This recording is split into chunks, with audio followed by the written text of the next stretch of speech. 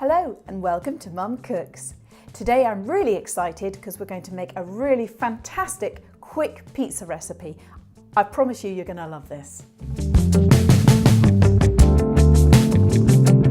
So you know when you've come in from work and you're desperate for a pizza, nothing else will hit the spot, but you can't go out to the supermarket and the takeaway's not open.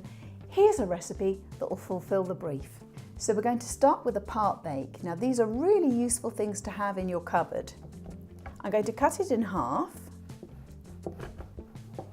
And the first component is of course our lovely tomato sauce. Now you can use a tomato puree or any paste. Don't use passata and don't use tin tomatoes because it's just too soggy and it'll make a horrible mess and it won't be like a pizza. I have something here called arrabbiata, which is fantastic because it has a little bit of spice and onion powders and things in it, which gives a beautiful flavour. But if you want to use your own tomato paste, please go ahead. So a good dollop of that on each half.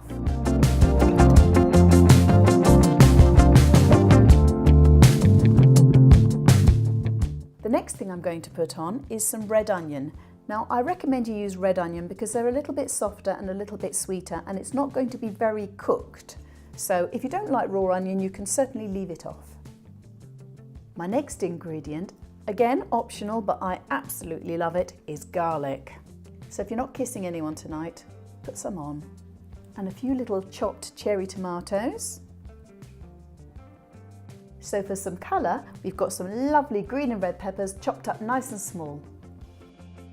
To add that little extra bit of flavour, I've got a lovely mix of herbs here. This is herbs de Provence, so we're going to scatter on some of those. If you're vegan, you can pop them in the oven just like that and they'll be delicious. But we're going to put some cheese on, just like a proper pizza.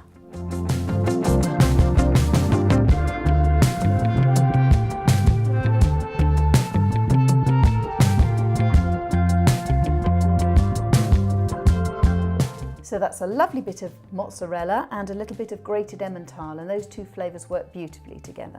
So all we have to do now is pop them into the oven at 180 degrees for about 15 minutes.